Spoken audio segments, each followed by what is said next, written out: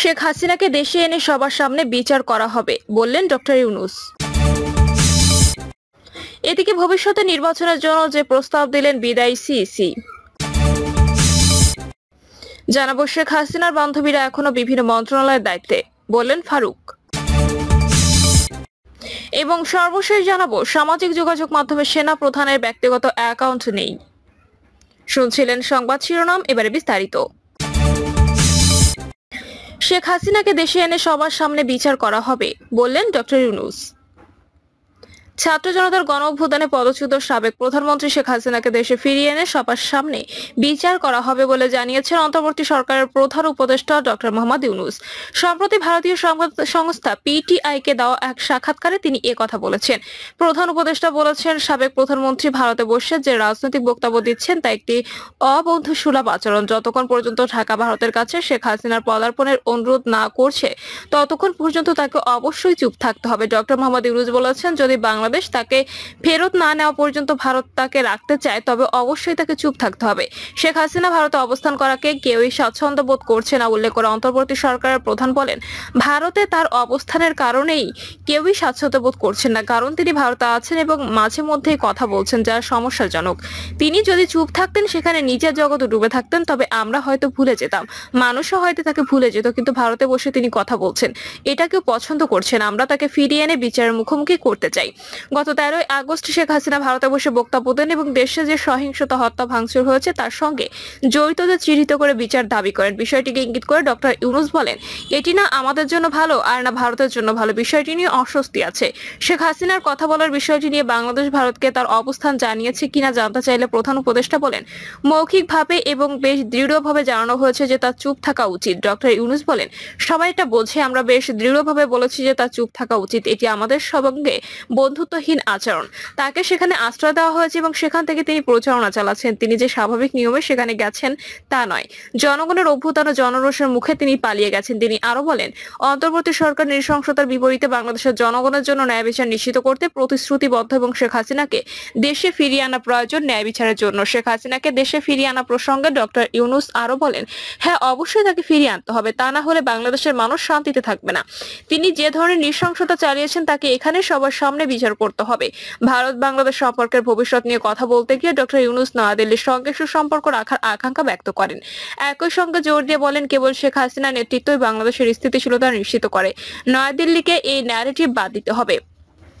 তিনি বলেন, আগামীর পথ হলো ভারতের এই ন্যারেটিভ থেকে বেরিয়ে আসা। ন্যারেটিভটি হলো সবাই ইসলামপন্থী, বাংলাদেশ জাতীয়তাবাদী দল ইসলামপন্থী এবং বাকি সবাই ইসলামপন্থী এবং এই দেশ আফগানিস্তানে পরিণত হবে আর শেখ হাসিনার হাতে বাংলাদেশ নিরাপদ। ভারত এই আখ্যাতে বিমোহিত। ভারতকে এই আখ্যান থেকে বেরিয়ে আসতে হবে। অন্যান্য দেশের মতো বাংলাদেশও আরেকটি প্রতিবেশী, এটিও ভারতকে মনে রাখতে হবে। বাংলাদেশের হিন্দু সংখ্যালঘুদের ওপর হামলার সাম্প্রতিক ঘটনা এবং ভারতে এই বিষয়ে উদ্বেগ প্রসঙ্গে ডক্টর ইউনূস বলেন, সংখ্যালঘুদের বিষয়টিকে এত বড় আকারে চিহ্নিত করার চেষ্টার বিষয়টি একটি অজুহাত মাত্র। সাক্ষাৎকারে 84 বছর বয়সী নোবেল জয়ী এই ভারত ও বাংলাদেশের মধ্যকার বর্তমান উত্তেজনাপূর্ণ সম্পর্ক উন্নতির জন্য একযোগে কাজ করার প্রয়োজনীয়তার উপর জোর দেন। ডক্টর ইউনূস বলেন, উভয় দেশকে একসঙ্গে কাজ করতে হবে এবং এটি বর্তমানে একটি বন্ধুর পথে হাঁটছে। ভবিষ্যতে নির্বাচনের জন্য যে প্রস্তাব দিলেন বিদায়ী সিইসি। ভবিষ্যতে নির্বাচনের জন্য কিছু প্রস্তাব দিয়েছেন সদ্য বিদায়ী প্রধান নির্বাচন কমিশনার কাজী হাবিবুল আওয়াল। এর মধ্যে একটি হচ্ছে সংখ্যানুপাতিক সংসদ নির্বাচন, আরেকটি হচ্ছে একাধিক দিনে ভোট গ্রহণ। দুপুর 12টার দিকে পদত্যাগপত্র সই করে কাজী হাবিবুল আওয়াল নির্বাচন কমিশন সচিব শফিউল আজিমের হাতে তুলে দেন। অন্যান্য নির্বাচন কমিশনারও পদত্যাগপত্র সই করে সচিবের কাছে দেন। সচিব রাষ্ট্রপতির কাছে পদত্যাগপত্র তুলে দেবেন। পদত্যাগের আগে লিখিত বক্তব্যে কাজী হাবিবুল আওয়াল বলেন, বর্তমান ও অতীত থেকে আহরিত অভিজ্ঞতা, জ্ঞান ও উপলব্ধি থেকে ভবিষ্যতের জন্য কিছু প্রস্তাবনা সরকারের সদয় বিবেচনার জন্য রেখে যাওয়া কর্তব্য মনে করছি। বাংলাদেশের জনগোষ্ঠীর সমরূপতার কারণে সংখ্যানুপাতিক প্রতিনিধিত্বমূলক নির্বাচনের জন্য বাংলাদেশ আদর্শ ক্ষেত্র হতে পারে। সেই সাথে নির্বাচন 4 বা 8টি পর্বে, প্রতিটি পর্বের মাঝে 3 থেকে 5 দিনের বিরতি রেখে অনুষ্ঠান করা ব্যবস্থাপনার দিক থেকে সহজ ও সহায়ক হতে পারে। আমাদের প্রবর্তিত অনলাইনে নমিনেশন দাখিল অব্যাহত রেখে নির্বাচন প্রক্রিয়ায় প্রযুক্তির ব্যবহার অপটিমাইজ করতে পারলে উত্তম হবে। অধিকন্তু প্রতিটি সাধারণ নির্বাচন নির্দলীয় তত্ত্বাবধায়ক সরকার সরকারের অধীনে অনুষ্ঠিত হলে উদ্দেশ্য অর্জন আরো সুনিশ্চিত হতে পারে। কাজী হাবিবুল আওয়াল বলেন, নির্বাচন নিষ্পন্ন করা অতিশয় কঠিন একটি কর্মযোগ্য। নির্বাচন গ্রহণযোগ্য না হওয়ার সকল দোষ বা দায় দায়িত্ব সকল সময় কেবল নির্বাচন কমিশনের ওপর এককভাবে আরোপ করা হয়ে থাকে।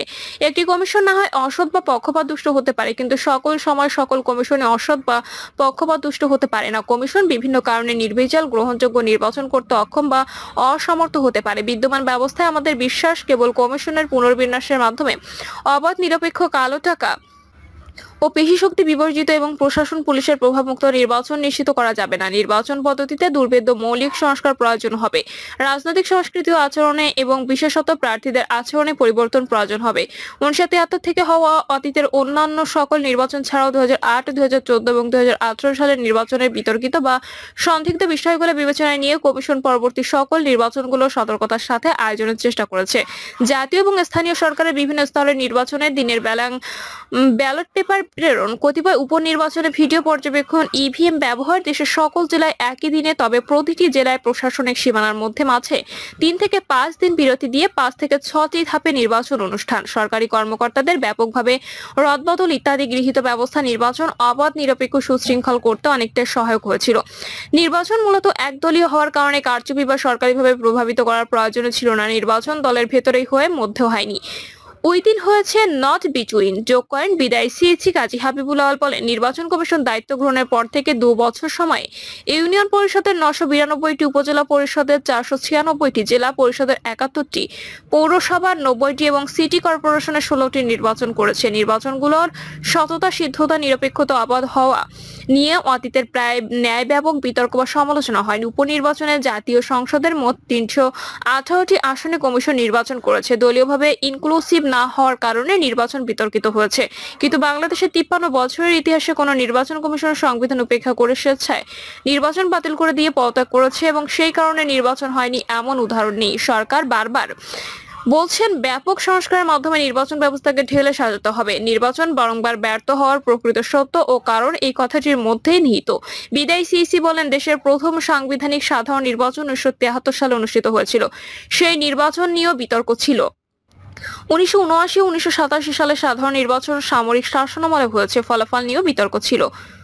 1991 নির্বাচন সম্মত রাজনৈতিক রূপরেখার ভিত্তিতে তত্ত্বাবধায়ক সরকারের অধীনে হয়েছিল। 1996 ও 2001 সালে নির্বাচন 1996 ও 2001 সালে নির্বাচন সাংবিধানিক নির্দলীয় তত্ত্বাবধায়ক সরকারের অধীনে সূক্ষ্ম বা স্থূল কারচুপির সীমিত সমালোচনা সত্ত্বেও সার্বিকভাবে গ্রহণযোগ্য হয়েছিল।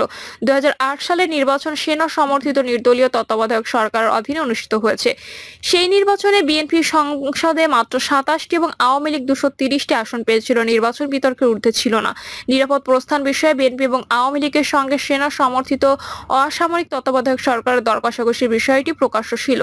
সে প্রশ্নে বিএনপি এবং আওয়ামী লীগের অবস্থানও গোপন ছিল না। 2014, 2018 এবং 2024 সালের নির্বাচন সংবিধান মতে দলীয় সরকারের অধীনে হয়েছে।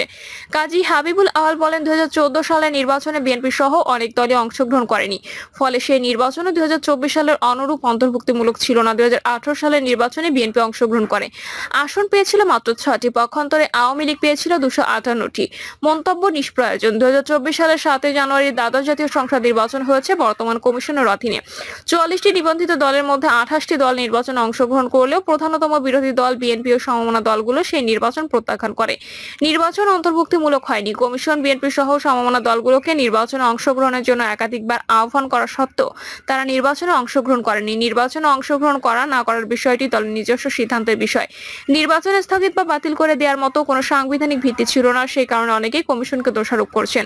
নির্বাচন কখন, কি কারণে, কতদিনের জন্য স্থগিত করা যাবে তাও সংবিধান স্পষ্টভাবে উল্লেখ করা আছে। অতীতে কখনোই কোনো কমিশন নির্বাচন বাতিল করে দিয়ে পদত্যাগ করেনি। সম্প্রতি ভেঙে দেওয়া সংসদে 299টি আসনে নির্বাচন প্রার্থীদের মধ্যে ব্যক্তিকেন্দ্রিক প্রতিযোগিতার মাধ্যমে হয়েছে, দলের মধ্যে নয়। 299 আসনে 1969 জন প্রার্থী প্রতিদ্বন্দ্বিতা করেছিলেন। বিদায়ী সিইসি বলেন, কমিশনের সদস্যরা সংবিধান মেনে দায়িত্ব পালন করে থাকেন।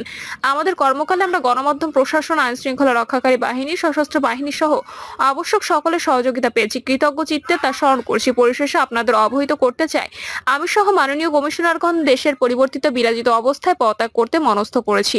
আমরা অদ্বৈ পদত্যাগপত্র মহামান্য রাষ্ট্রপতি সমীপে উপস্থাপনের নিমিত্ত কমিশনের সচিব মহোদয়ের হাতে দিব।